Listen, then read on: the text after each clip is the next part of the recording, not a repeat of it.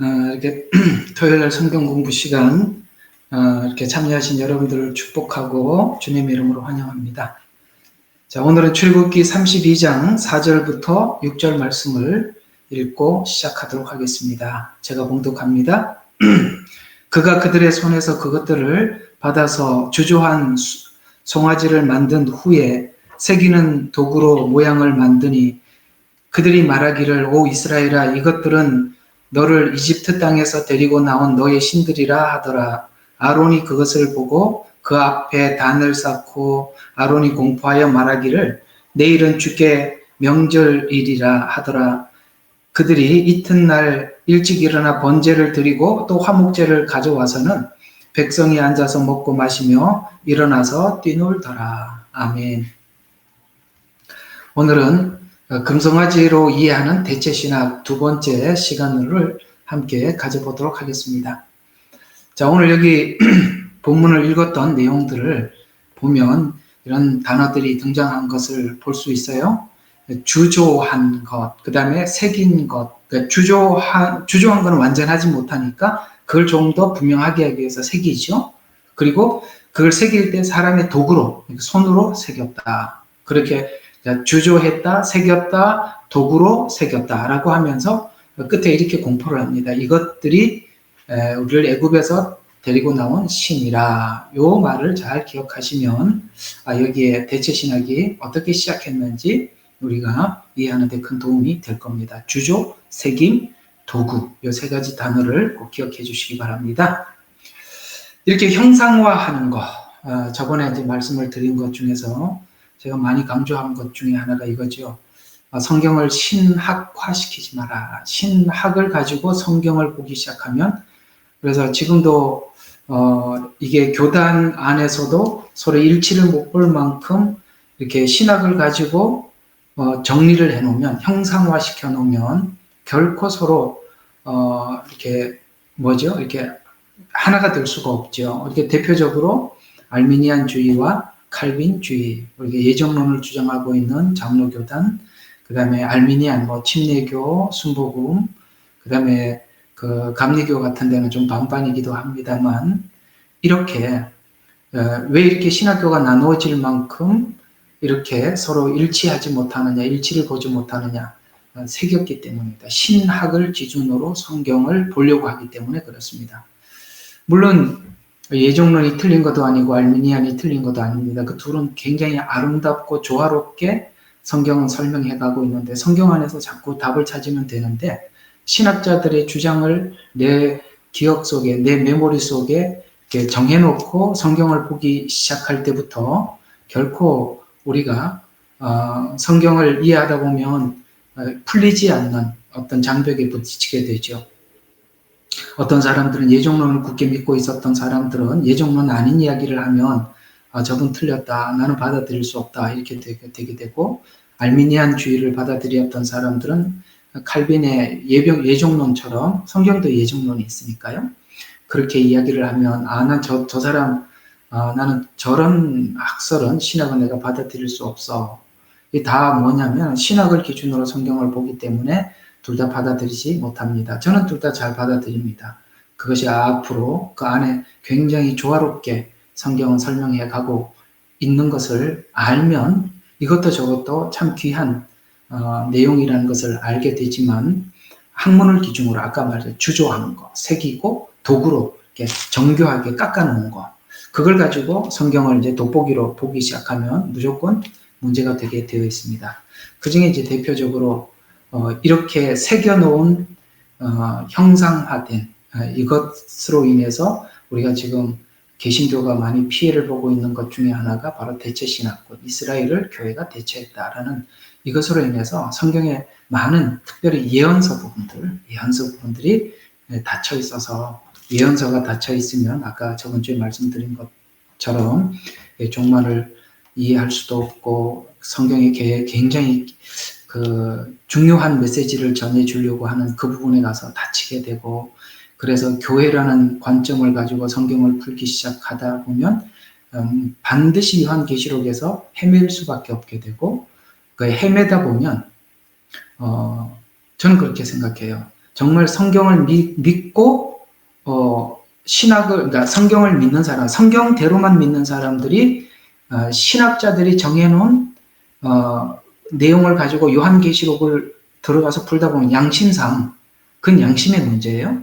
양심과 믿음의 문제인데, 양심상 내가 엉터리로 이렇게 해석을 한 것을 결코 받아들일 수 없다라고 해서 많이 괴로워야 정상인데, 괴롭지도 않고, 이 사람은 내가 이해하고 있는 신학하고 달라고 잘라버리면, 여러분들은 그렇게 만약에 하고 계신다면, 우리는 신학을 기준으로 성경을 이해하려고 하기 때문에 그렇습니다. 그건 지적 교만이고 영적 교만이기도 합니다. 우리는 성경을 믿음으로 하나님을 믿기 시작했다면 주님 오시는 그날까지 이 믿음은 변함없이 믿음으로 받아들이고 믿음으로 말씀을 받고 믿음으로 끊임없이 말씀에 대한 그 내용이 일정 착오가 없이 정확하게 우리에게 주신 말씀이라는 것을 믿을 때 우리가 잘못된 고정관념들도 중간중간에 그런 문제들이 내게 부딪혀 올 때 이미 있었던 고정관념을 깨고 하나님의 말씀을 받게 되겠죠. 바로 이런 것들은 하나의 영적 교만과 연결되어 있기도 하고 또 지적인 교만과도 연결이 되어 있음을 알 수 있습니다. 형상화하는 작업, 이런 이야기들이 성경에 참 많이 있긴 한데요. 제가 좀 한 군데만 여러분들에게 한번 지적을 하고 지나가 보도록 하죠. 여러분, 요한복음 5장 39절입니다. 제 생각에는 아마 여러분들에게 이 화면 공유를 해드리면 훨씬 보기가 쉬울 것 같아요. 한번 제가 화면 공유를 같이 해서 여러분들과 함께 보도록 하겠습니다. 혹시 보이는지 잘 모르겠어요, 여러분들도? 예. 제가 지금 여러분들에게 전하는 내용을 화면 공유를 했습니다. 자, 한번 이런 말씀이 나오고 있거든요. 자, 요한복음 5장 39절에 보면 성경을 상고하라. 이는 너희가 성경에 영생이 있다고 생각함이니. 자, 이게 뭐냐면 영생이 있다고, 성경을 영생이 있다고 생각하고 있는 것이 형상화입니다. 그러니까 이렇게 생각을 하고 성경을 보기 시작하는 거죠. 그러면 성경은 영생은 없답니다. 그 안에 예수님에 관한, 그래서 너희들이 영생이 있다고 생각함이니 그 성경은 나에 관하여 증거하고 있음이라. 예수님에 관해서 성경은 증거하고 있는데 영생이 있다고 생각하는 거, 이게 바로 고정관념이거든요.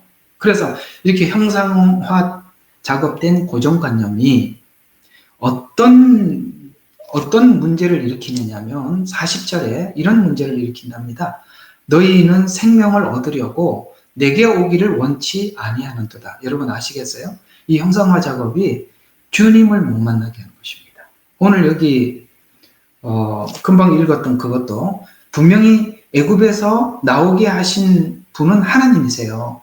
그런데 이 사람들은 하나님이 아니라 주조해서 만든 금송아지를 앞에다 두고 이것이 우리를 애굽에서 나오게 한 신이다라고 이렇게 고정화시켜 버리지 않습니까? 그러니까 내내 하나님 이스라엘 백성들은 하나님을 보지 못하게 되는 것이죠. 이게 바로 형상화 작업입니다. 여러분, 성경이 말하는 데까지 말을 들을 수 있어야 하고 성경이 멈추는 곳에도 멈출 수 있어야 되고 성경의 침묵에 우리도 침묵할 수 있어야 하고 그걸 억지로 풀려고 하면 안 되는 것이에요. 그리고 내 생각이 틀리면 성경에 이렇게 내가 지금 생각했던 것이 잘못됐다라고 나는 영생을 찾으려고 했는데 성경은 예수님에 관한 이야기다 라고 말씀을 했을 때는 빨리 그것을 바꾸셔야 돼요. 예수님에 관한 이야기를 찾으려고 들어가야 되는데 아니야, 영생이 있을 거야 하고 고집하면 우리는 끝까지 이 내용을 우리가 관통할 수 없게 되겠죠. 그러면 사람들이 이 내용을 형상화하는 이유가 뭐냐? 아까 요한복음 5장에서 말씀했던 것처럼 영생만 얻으려고 했기 때문이다라고 말씀하시면서 왜 이렇게 자꾸 사람이 형상화 작업을 하려고 하나? 왜 이렇게 지식적으로만 이해하려고 하나? 나는 어떻게 하면 구원을 받는지 좀 설명을 해달라. 그렇게 내가 그걸 이해만 하면 내가 구원을 받을 것 같다라고 사람들이 어떻게 하면 구원을 받느냐라는 질문을 많이 하는데, 근데 예수님이 참 우리에게 예리하게 이런 지적을 하고 계시죠. 42절에 보니까 너희가 영생만 얻으려고 하는 이유는 너희 안에 하나님을 사랑함이 없다는 것이다. 사랑은 관계거든요. 하나님이 세상을 이처럼 사랑해서 사랑으로 찾아오셨어요. 근데 우리는 그 사랑으로 화답을 해야 되는데 그 사랑을 악용하죠. 영생을 얻으려고. 바로 이런 문제. 그래서 하나님은 우리를 사랑하는데 우리는 사랑으로 하나님을 바라보거나 대답하지 않고 혹시 어떻게 하면 영생을 얻을 수 있습니까? 이렇게 하나님 앞에 영생만 얻으려고 하니까 이것이 형상화되게 되고 그러면 우리는 예수님을 알 수도 없고 볼 수도 없는 그런 상황이 되겠죠. 그래서 형상화하는 이유는 사랑 없는 관계에서 그러니까 사랑이 없으면 우리가 성경을 자꾸 지식화시키는 믿음으로 가지고 지식화시키려고 합니다. 또 하나는 이성화된 정리 이런 것들은 다 영생만 얻으려고 하는 그런 마음 때문에 그런 것입니다. 이렇게 하는 이유는 바로 하나님을 사랑하지 않기 때문이다 라고 성경은 선명하게 우리에게 지적하고 있습니다. 그리고 그렇게 시작을 하고 그런 식으로 이제 성경을 읽기 시작하면 우리 성경 안에 있는 그 하나님께서 우리를 향하신 그 사랑을 절대 확인할 수가 없죠. 그래서 오늘은 이 대체신학을 특별히 이 대체신학의 가장 피해를 많이 본 것이 바로 이스라엘과 교회의 관계 속에서 우리가 이 교회를 이스라엘을 교회를 대체시켰기 때문에 생긴 문제가 이 대체신학의 가장 큰 폐해지요. 그러면 왜 교회는 이스라엘을 대체한 곳이다. 그래서 교회는 곧 이스라엘이다라고 이렇게 대체신학이 교회가 대체라고 나온 이유가 뭐냐? 바로 이런 문제입니다. 교만입니다. 항상 우리가 마음속에 교만한 마음이 있으면 그 교만을 가지고 사단은 뭔가를 만들어내는 거죠. 그게 뭐냐면 교회의 자기 우월성, 특별히 여러분 중세의 그 가톨릭 교회의 그 교만은 상상을 초월합니다. 상상을 초월합니다. 정말 악하죠. 그래서 이런 교회의 자기 우월성으로 인해서 하나님의 말씀을 전하는 그 메신저, 여러분 이런 게 있어요. 여러분 이런 말 들어보셨나요? 그 내용을 공격하려면 메신저를 공격해라. 그 내용을 변질시키려면 메신저를 공격하면 돼요.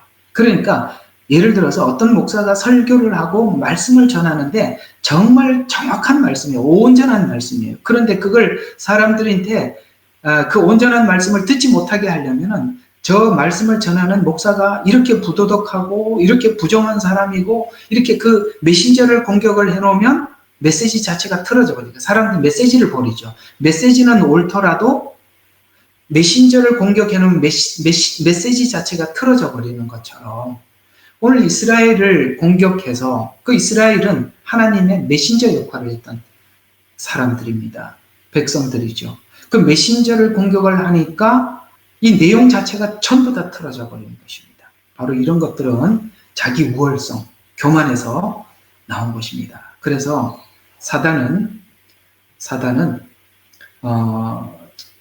바로 이 교만, 그 자기 위치를 떠난 자라는 말이 있듯이 자기 위치는 이스라엘은 이스라엘의 위치가 있는 것이고 그 다음에 예수님께서 십자가에 죽으시고 교회를 세우셨죠. 그럼 교회는 또 교회의 위치가 있는 것이고 또 교회는 또 직분자들마다 자기의 위치가 있는 것입니다. 또 은사의 위치에 대해서도 우리가 서로 겸손히 받아들일 수 있어야 되니까 그러니까 우리가 사단이 교만을 통해서 꼭 뭘 하게 하느냐면 자기 위치를 떠나게 하는 것입니다. 자기 분야가 아닌 것을 마치 자기인 것처럼 교회는 이스라엘이 아닌데도 이스라엘인 것처럼 대처하고 그렇게 자기 위치를 떠나가게 하죠. 이런 것들은 다 대조하고 경쟁 관계로 가게 되고 교만하게 되고 그렇게 함으로써 사단은 교묘하게 그 위치를 떠나게 해서 이렇게 교회가 교회의 역할을 해야 될 일들이 있는데 그래서 이 교회가 자기 위치를 떠나게 해서 이스라엘로 대처하는 순간 사실 우리가 성경을 보는 이 성경 전체가 많은 부분들이 막혀버리게 되는 것이죠. 그래서 대체신학이 성경 해석의 기준이 되면 유대인에 대한 이해를 이렇게 하게 돼요. 그러니까 이 대체 신학 때문에 이런 문제를 가지고 오게 됐구나라는 것들을 한번 살펴보면 이렇게 대체하게 되세요. 유대인들은 더 이상 하나님의 택한 백성이 아니다. 이렇게 하게 됐어요. 뭐라고요? 유대인들은 더 이상 하나님의 택한 백성이 아니다. 하나님은 이스라엘 민족을 위한 구체적인 미래 계획을 가지고 있지 않다. 여러분 요한계시록이 다 닫혀버리죠. 마지막 때 하나님은 이스라엘 백성을 구원할 계획을 아주 완벽하게 가지고 있는데 요한계시록은 그 하나의 환란, 심판 이렇게 보게 되는 이유도 하나님께서 이 7년이라는 시간을 통해서 많은 구원의 계획을 가지고 있다는 사실을 눈을 가리게 만드는 그렇게 대체신학이 그렇게 만들었던 것이죠. 근본적으로 교회가 하나님의 계획을 따라서 이스라엘을 대체했다라고 그렇게 가르칩니다. 대체신학은 교회가 이스라엘을 대신한 것이라고 가르치며 성경에서 이스라엘에게 주셨던 그 수많은 약속들이 이스라엘이 아닌 기독교회 안에서 성취된다 이렇게 가르치고 있습니다. 만약 우리가 지금까지 이스라엘이 AD 70년에 나라를 잃어버렸고 1948년에 돌아왔지 않습니까? 그 2000년이라는 기간 한 1900년 정도 이스라엘이라는 나라가 없어졌어요. 그렇다면 저와 그 전에는 그렇게 사람들이 이스라엘 나라가 없었으니까 그렇게 해석했다고 칩시다. 그러면 1948년에 이스라엘 백성들이 돌아왔잖아요. 하나님 약속대로 수많은 약속들이 있었고 그 약속대로 돌아왔어요. 그러면 정말 양심이 있고 믿음이 있고 성경을 성경대로 보는 사람이라면 신학으로 성경을 보는 게 아니라 성경을 성경대로 보는 사람이라면 이스라엘이 돌아왔다면 돌아온 것을 눈으로 봤다면 지금까지 신학자들이 주장한 것이 잘못됐구나라고 과감하게 버리고 하나님께서 약속한 그 이스라엘을 이스라엘 그대로 봐야 돼요. 사실 그때 돌아왔을 때 이스라엘을 이스라엘대로 본 사람들은 소수의 신학자고 소수의 목사들이었습니다. 그들은 정말 성경을 성경대로만 보려고 했던 사람들이었다라는 가장 분명한 증거가 되는 것입니다. 그러면 다른 사람들은 왜 그걸 그렇게 보지 않았느냐? 그들은 신학을 기준으로 성경을 봤기 때문에 신학과 틀렸기 때문에 돌아온 걸 보고도 그것을 인정하지 않으려고 했던 것입니다. 제가 오늘 여러분들에게 어떤 이야기를 하고 싶어 하는지 아시겠습니까? 여러분 우리가 어떤 신학을 배우고 누가 이렇게 하더라 라는 말을 마음의 기준에 두고 절대 보지 마시기를 바랍니다. 성경은 성경 그대로 봐야 돼요. 성경이 가는 곳까지 가야 하고 멈추라고 하면 멈추고 하나님 더 안 열어주면 그냥 하나님이 더 안 열어주면 알려고 하지 않으면 되는 거예요. 근데 억지로 그래서 성경에 베드로가 그렇게 말해요. 너희가 억지로 풀다가 스스로 멸망해 가는 거라고요. 성경은 그렇습니다. 억지로 풀면 우리 스스로 멸망해 가는 거거든요. 그래서 만일 대체신학으로 이해한다면 이스라엘이 지금 회복한 이 회복은 설명이 불가능해지는 거예요. 이스라엘의 회복을 보고도 대체신학을 주장한다면 그 사람은 성경을 믿는 것이 아니라 학문을 믿는 사람에 불과하다는 것입니다. 신학으로 성경을 보지 말아야 합니다. 성경은 성경으로 그대로 믿고 봐야 합니다. 첫걸음도 우리가 믿음으로 출발을 해서 믿음으로 출발을 하지만 마지막 그 과정 끝까지 그 가나안 땅에 들어가는 그 시간까지 계속 모든 상황을 믿음으로 봐야 하는데 이스라엘 백성들은 처음에 애굽에서 나왔을 때는 하나님께서 우리를 애굽에서 건져주셨다라고 믿었지만 그 광야를 지나는 과정과 특별히 12정탐꾼을 보내고 난 이후에 그들은 그것을 믿지 않았습니다.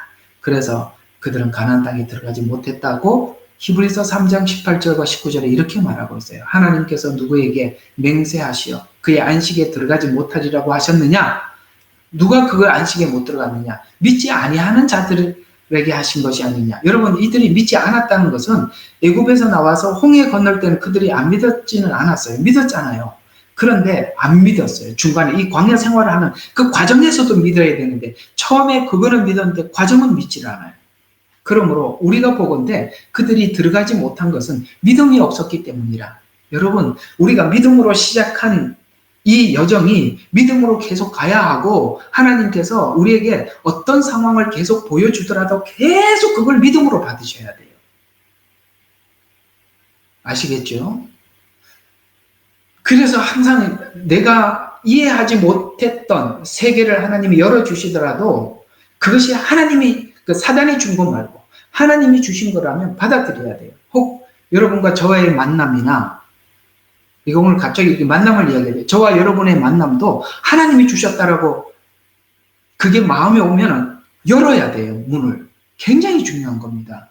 그건 하나님을 불신하기 때문에 분명히 하나님은 그렇게 마음을 주셨는데 내가 못 여는 거는 내가 믿음이 없는 거예요. 오늘 여기 뭐라고 이야기해요? 그러므로 우리가 보건대 그들이 들어가지 못한 것은 믿음이 없었기 때문이라. 가나안 땅을 정탐을 했을 때 여호수아와 갈렙이 평가한 것과 나머지 사람들의 평가가 아주 다른 이유는 나머지 그 모든 것을 그 과정까지도 결과까지도 믿음으로 나오셨을 때 그 하나님의 초월적인 역사, 홍해를 가르시고 아시죠?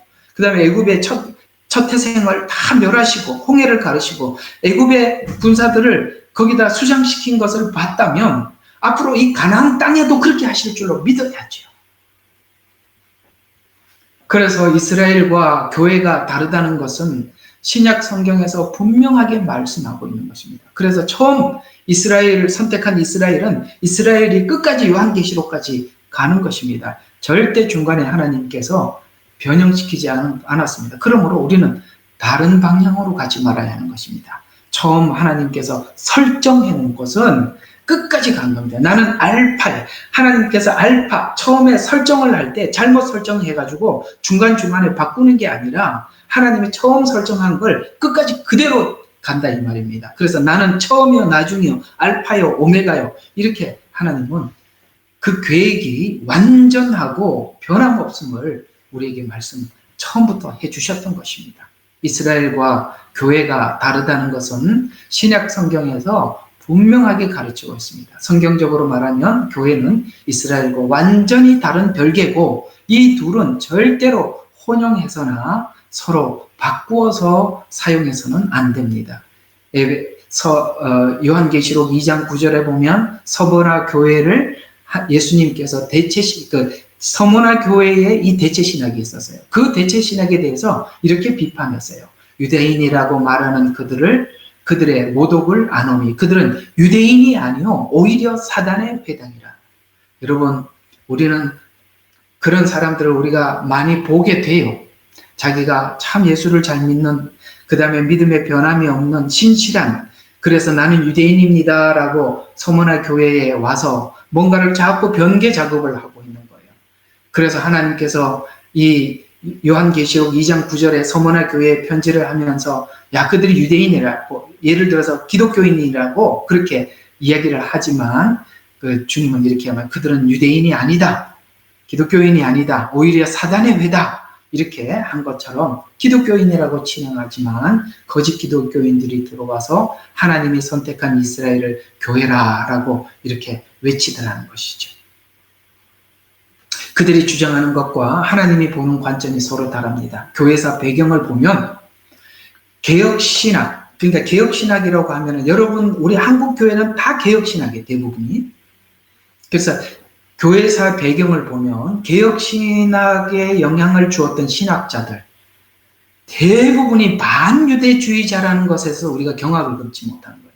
사실 이 사람들 반유대주의자들이 신학을 정립해 둔 걸 가지고 신학교에서 가르치기 때문에 놀랍게도 우리 한국교회는 성도들조차도 반유대주의가 저번에 말씀드린 것처럼 독일 히틀러가 유대인들을 학살하기 위해서 반유대주의를 들고 나왔을 때 이 독일에 있는 사람들이 반유대주의를 이렇게 설문조사를 했을 때보다 한국에 있는 그 성도들이 반유대주의가 독일 히틀러 때보다 훨 1%가 더 높았다는 게 굉장히 충격적인 것은 그만큼 우리 한국교회에서 배운 신학 그 기본이 반유대주의 신학자들의 그 바탕 위에서 배웠기 때문에 반유대주의가 그렇게 극심한 거예요. 혹 여러분들도 교회에서 유대인들에 대한 그런 반유대주의에 대한 그런 그 이야기를 혹시 들어본 적이 있으시다면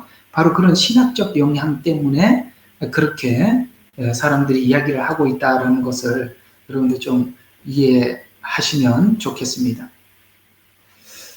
자, 그래서 그들이 주장하는 것과 하나님이 보는 관점은 서로 다릅니다. 그래서 반유대주의자이고 특별히 종교개혁을 시도했던 루터도 강력한 반유대주의자였습니다.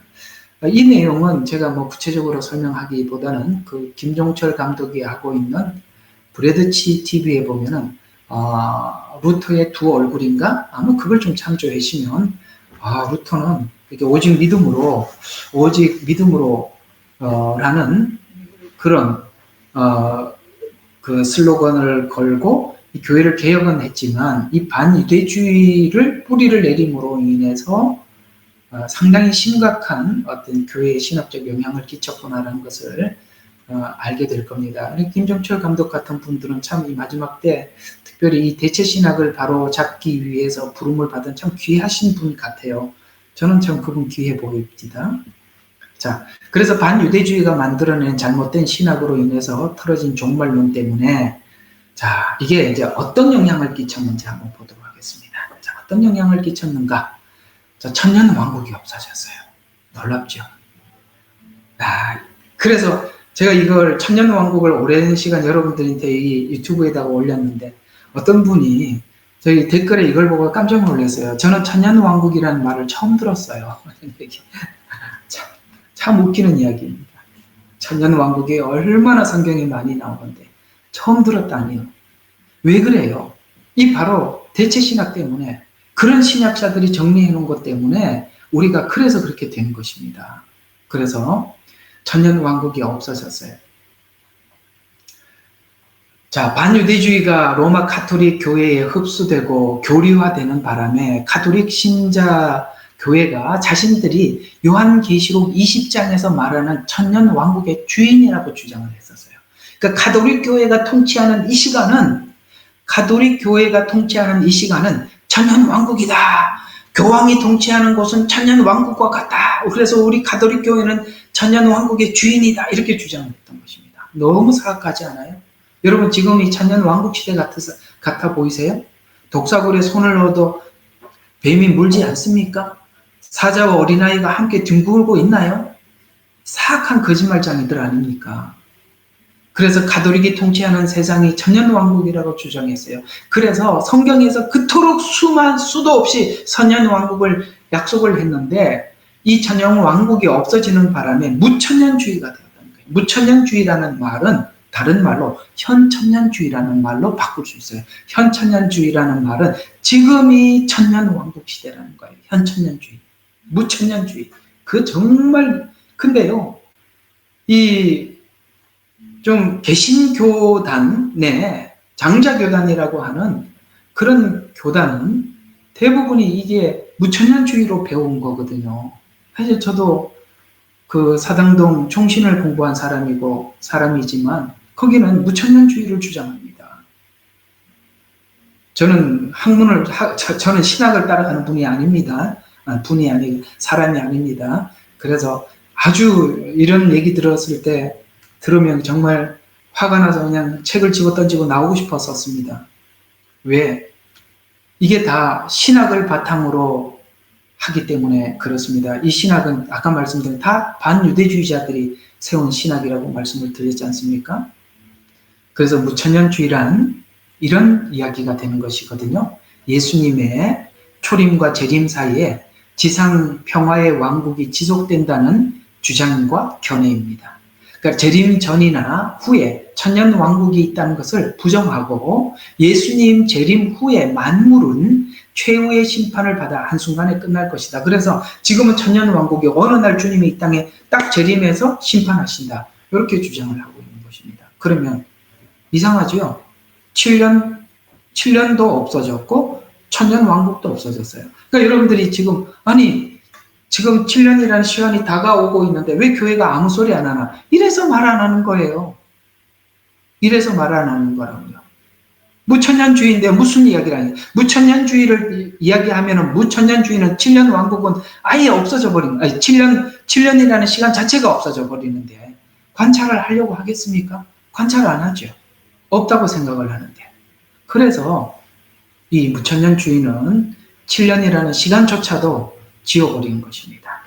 또 요한계시록에 수없이 사람들이, 이단들이, 이 가짜 이단들이 주장하고 있는 24만 4천. 오늘도 저희 집에 띵동 소리가 나서 나가봤더니 세상에 저희 사모님이 나갔어요. 저는 나가지 않았어요. 저기 여호와 증인이 세상에 호주에도 이렇게 돌아다니면서 전도하러 우리 집에 왔대요. 그래서 막 이제 이 사람들이 주장한 게, 이 사람들이 자기들이 14만 4천이라고 주장을 하고, 이 사람들은 천년 왕국이 없다고,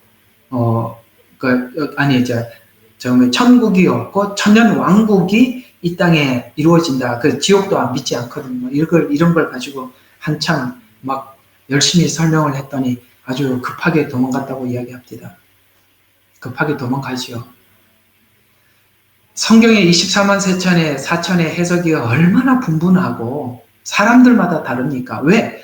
이스라엘을 정확하게 이해를 하고 나면 24만 4천이 이렇게 복잡할 이유가 하나도 없어요. 요한계시록 7장 4절과 8절에 24만 4천은 정확히 지파 이름을 명시하죠. 지파 이름을 명시합니다. 중요한 거예요. 그래서 지파 이름을 명시해서 이스라엘 자손이라고 문자적으로 정확히 명시되어 있어요. 그럼에도 불구하고 이 대체신학을 믿게 되면 하나님의 말씀을 문자 그대로 받지 않고 이게 안 풀어지죠. 14만 4천이 풀어질 리가 없어요. 그러니까 영적 해석이라는 허울로 왜곡해서 이상한 해석을 만드는데 24만 4천을 누가 이렇게 만들어낸지 기가 막히게 만들었어요. 그래서 구약의 12지파, 신약의 12사도, 그 다음에 천은 성경에서 완전수로 등장하거든요. 그렇게 곱하기 12 곱하기 12 곱하기 1000 이래갖고 14만 4천이다. 이야, 참 머리도 좋습니다. 이거 어떻게 누가 이게 만들어냈는지 놀라운 아주 기술자가 만들어낸 것 같아요. 말도 안 되는 소리죠. 그래서 24만 4천의 해석이 그렇게 다를 수밖에 없는 겁니다. 왜요? 이게 바로 대체신학으로 해석을 했기 때문입니다. 근데 이 14만 4천이 교회라고 딱 바꿔놨더니 이단들도 교회가 타락한 걸 딱 보고 자기들이 진짜다라고 하면서 이단들도 자기들이 14만 4천이에요. 그래서 여호와 증인도 자기들이 14만 4천이라고 하고 신천지도 14만 4천이라고 그러고 이단의 모든 종수들은 자기들이 전부 다 14만 4천에 속한 사람이다. 이렇게 주장을 하고 있습니다. 여호와 증인이나 신천지 각종 이단들도 자신들이 이 부류에 속한다라고 이야기합니다. 이렇게 해석하게 된 이유도 대체신학 때문입니다. 이스라엘이 타락했기 때문에 교회가 이렇게 주장을 했지요. 교회로 이스라엘을 대체했습니다. 라고 했더니 교회가 타락했다고 자기들 이단들이 주장하면서 자기들이 바로 교회로 대처되었다라고 이단 교회로 대체되었다. 그렇다면 또 신천지가 좀 있으면 타락하게 되죠. 그러면 또 다른 이단이 나타나서 우리가 또 신천지를 대체했습니다. 이렇게 해서 이 대체는 계속 반복될 수밖에 없다는 것이죠.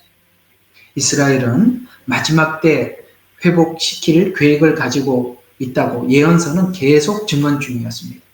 마지막 때 구원하기 위해서 이스라엘은 지금 알리야 운동을 통해서 옛 고토로 돌아가고 하나님께서는 이스라엘 백성들 지금 현재 모으고 계시죠. 이 약속을 이루기 위해서 여러분 이 역사적으로 전쟁 1차, 2차 세계대전을 보면 이 모두가 이스라엘로 돌아가는 이 알리야 운동과 밀접한 관계를 가지고 있다는 것을 우리는 세계대전을 성경적 관점에서 보면 성경에 보면 큰 칼을 가졌더라라는 이 큰 칼들은 세계대전을 이야기하는 거거든요.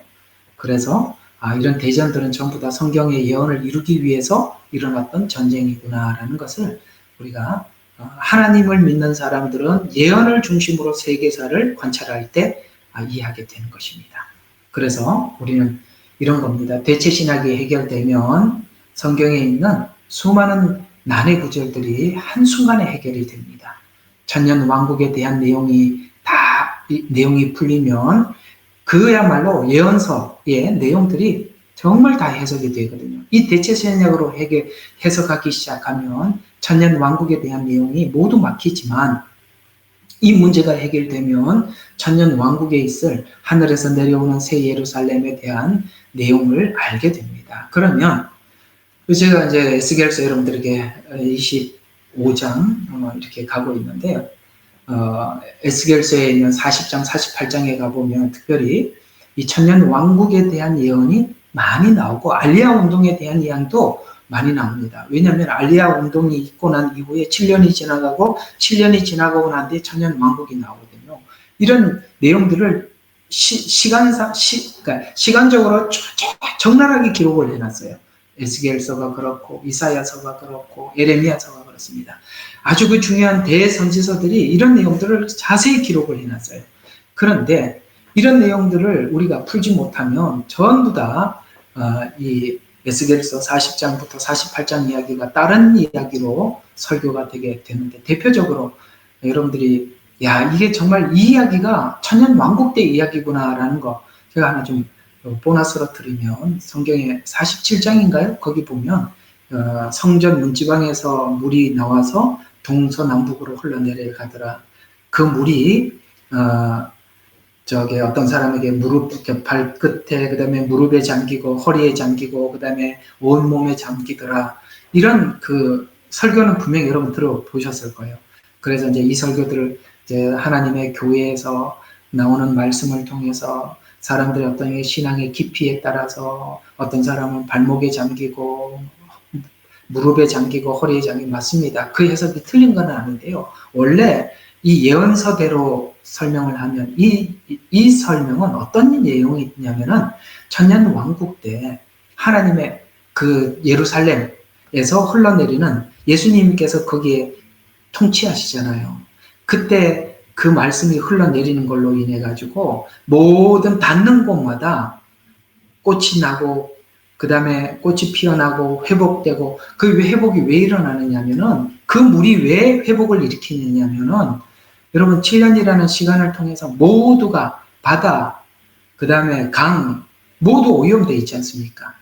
그런데 천년 왕국이 시작됨으로 인해서 거기서 흘러내리는 물로 인해서 모두가 고기가 살아나고 회복되고, 그래서 이게 원래는 천년 왕국 이야기예요. 천년 왕국 이야기라는 말이에요. 그러니까 이게 원래 천년 왕국을 설명하다 그 얘기가 들어간 거거든요. 그 중간에 47장에 들어가 있는 거거든요. 그러니까 문맥으로 풀면 천년 왕국에 대한 이야기를 설명하는 건데, 그 문맥을 모르니까 그걸 그저 교회로 또 푸는 거죠. 근데 원래 의미는 그게 아니라 이 말입니다. 어때요? 신비롭죠? 신비롭잖아요.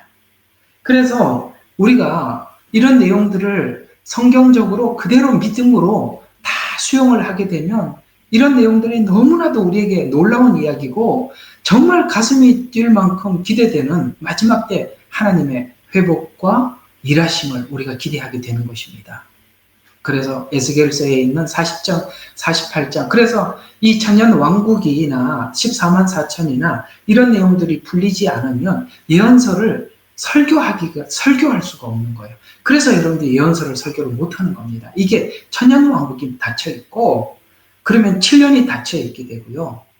성경의 중요한 내용들이 대부분 닫혀있기 때문에 사람들이 그걸 해석을 할 수가 없어서, 그래서 예언서 접근을 못하는 것입니다.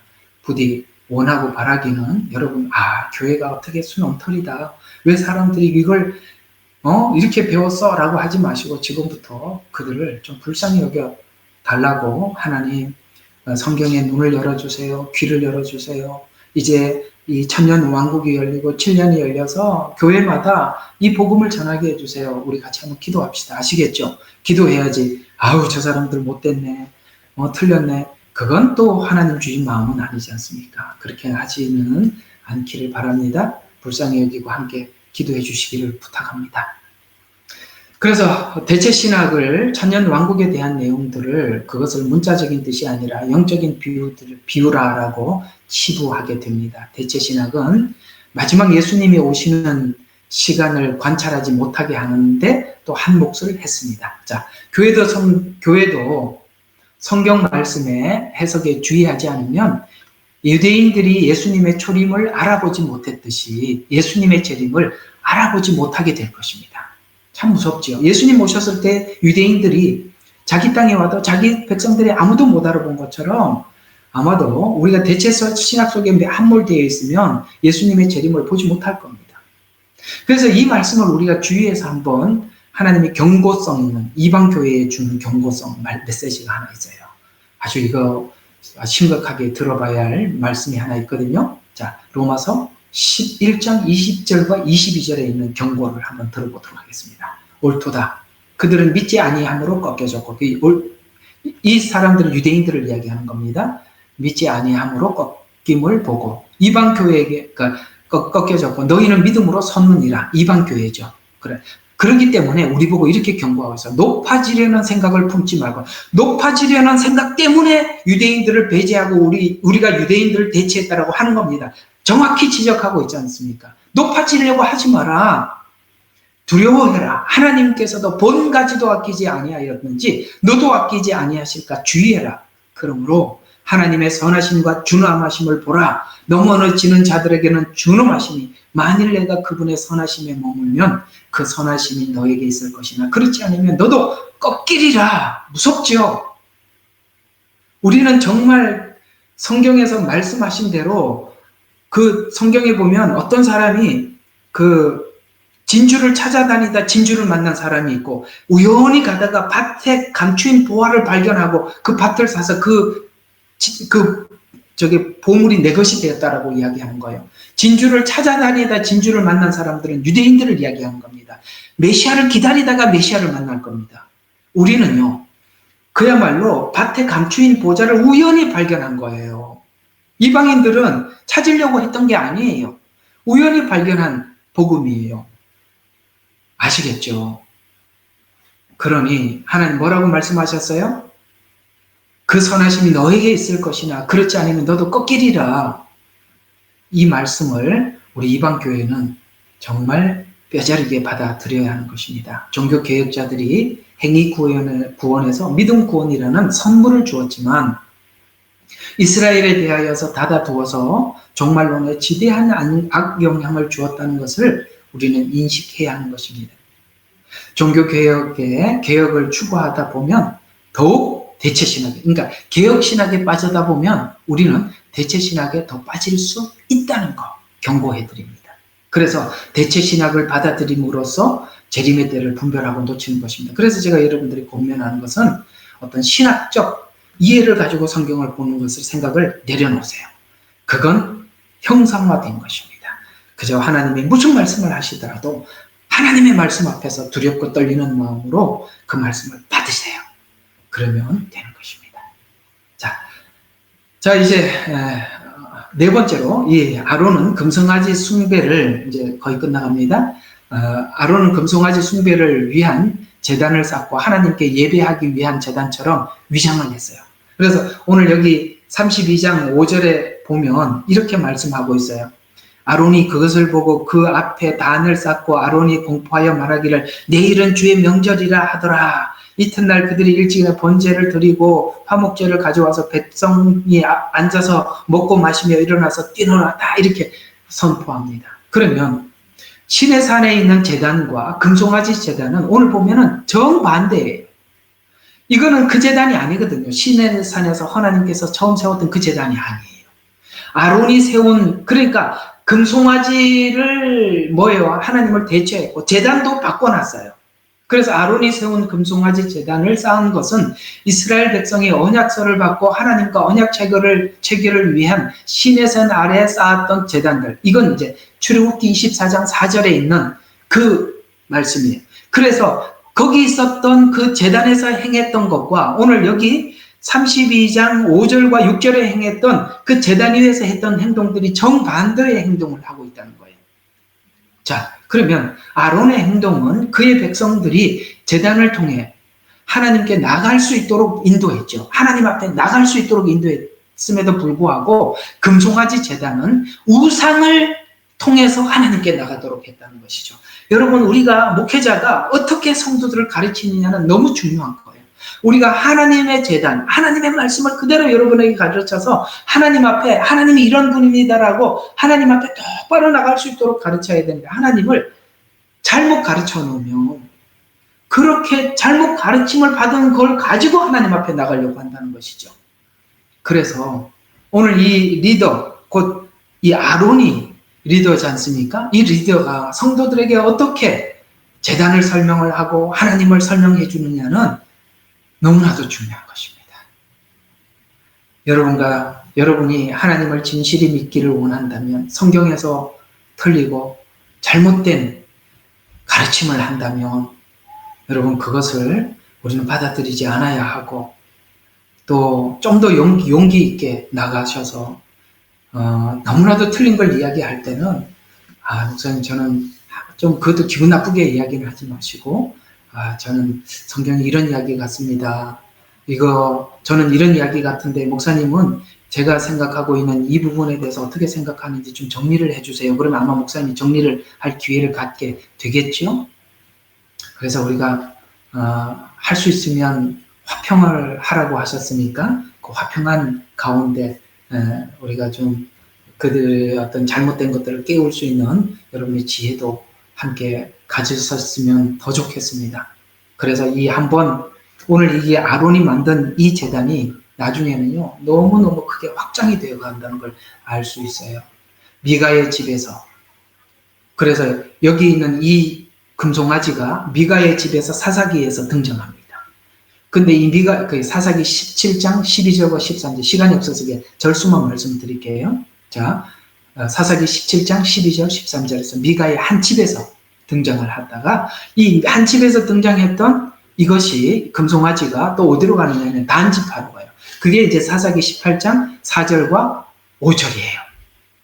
그 다음에 이것이 또 어디로 갔느냐면 북이스라엘, 남유다와 솔로몬 이후에 갈라지잖아요. 그것이 북이스라엘 10지파에게, 그러니까 한 집에서 한 지파로, 한 지파에서 10지파로 확장되더라는 것이죠.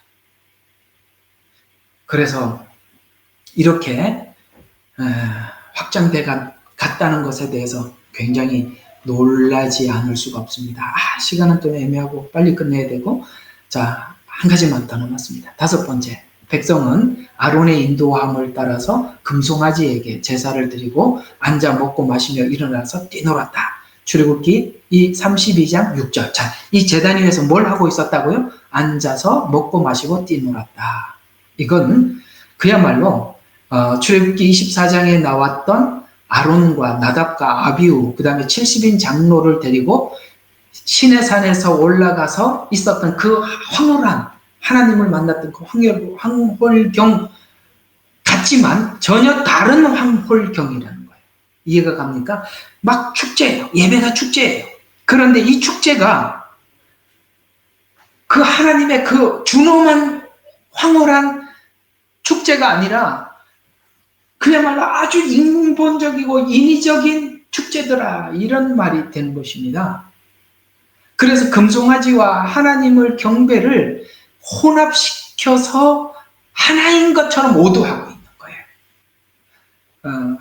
이게 도대체 무슨 말입니까? 라고 여러분들이 묻는다면 열린 예배를 제가 좀 지적해 드리고 싶어요. 열린 예배, 찬양을 통해서 굉장히 뭔가 마음은 막 뜨겁고 막 뭔가 그 찬양의 그 드럼 소리에 웅장함, 뛰놀고 막 그러지만 그게 정말 하나님을 경외하는 마음 속에서 정말 올라오는 그 경외감 속에 오는 이 황홀이라고 이야기해야 되나? 어쨌든 이 뛰논다라는 이런 것인지, 정말 하나님을 내 마음속에 진정으로 경외해서 정말 내가 전심으로 하나님 앞에 엎드리고 전심으로 그분을 경외하는 그런 예배인지, 여러분 황홀경 자체가 예배의 절정은 아니에요. 아셨습니까? 거기 하니까 너무 감정이 충만한 건지 성령이 충만한 건지 그건 서로 다른 이야기다, 이런 이야기입니다. 그래서 오늘 여기에 6절에 보면은 화목제를 가지고 와서는 백성이 앉아서 먹고 마시고 일어나서 뛰놀았다라고 하는 이 단어를, 여러분 교회 안에서 이런 일들이 보이고 있더라도 이것이 과연 그리스도 안에서, 예배 안에서 있는 역사인지 아니면 그렇지 않은 것인지 우리는 그것도 분별할 수 있어야 되는 것입니다. 하나님을 경외하는 그 경외스러운 그 예배와 오늘 이 예배가 같다고 생각하십니까? 제가 이렇게 어쨌든 여러분 저의 메시지를 믿고 오셨으니까 이거 하나만 좀 지적을 하고 넘어가고 싶습니다. 여러분, 우리가 한동안 제가 살고 있는 이 시드니 이사해서 살고 있는 이 지역이 카슬릴이라는 지역인데요. 카슬릴이라는 지역과 버크밀이라는 지역이 바로 옆에 붙어 있어요. 근데 여러분, 우리 한국 교회에서 많이 잘 아는 힐송 교회가 저희 집에서 굉장히 가깝게 있습니다. 힐송 교회 저희들도 여기 와서 한번 가봤죠. 하나님이 너무 기뻐하지 않으셨습니다. 너무나도 인본적이었습니다. 그곳에 모든 예배에 웅장한 드럼 소리, 그 첨단 과학에 의한 그 스피커 장치, 너무나도 인간적이었습니다. 사람들은 막 찬양을 부르면서 막 축제하듯이 마치 나이트클럽에서 뛰듯이 뛰었지만 하나님은 너무나도 마음 아파하셨어요. 저희들에게는 그런 느낌이 왔습니다. 이것이 감정이 충만해서 하나님 앞에 하는 예배인지, 정말 그 하나님을 경외하는 예배인지 우리는 분별을 할 수 있어야 하는 것이죠. 오늘 이 먹고 마시고 뛰노는 이 모습과 하나님을 경외하는 그 출애굽기 24장에 70인 장로가 하나님을 만났을 때 그 경외감 같다고 생각합니까?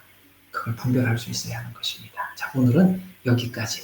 금송아지를 통해서 본 이단성은 여기까지 하고 마치고, 앞으로 이 문제들 많이 나옵니다. 구약에도 발락을 통한 이단성, 그 다음에 또 어떤 이단성을 제가 이렇게 준비를 좀 많이 해놨거든요. 그 다음에 바알볼, 갈리아 교회의 이단성, 그 다음에 고린도 교회의 이단성, 이런 내용들 참 많이 있어요. 앞으로 여러분들과 함께 이 내용을 가지고 찾아뵙도록 하겠습니다. 하는 내내 여러분에게 큰 은혜가 되시길 바랍니다. 기도의 시간이 임박해서 여기까지 하고 마치고 기도하고 마치겠습니다. 아버지 하나님 고맙습니다. 오늘은 금송아지를 통해서 본 이단성을 우리 함께 나누어 보았습니다. 아버지 하나님, 우리가 얻어가는 것 많게 해주시고, 정말 사단은 참 여러 가지 방면으로 우리를 미혹하는구나 알고 들어가게 해주시옵소서. 우리는 성경만을 믿는 사람들이지 신학을 가지고 성경을 이해하는 사람들이 아닙니다. 아버지 하나님, 성경이 말하는 데까지 듣게 해주시고 믿게 해주시고 멈추는 곳에 우리가 함께 멈출 수 있는 믿음을 갖게 해주시옵소서. 예수님 이름으로 기도합니다. 아멘.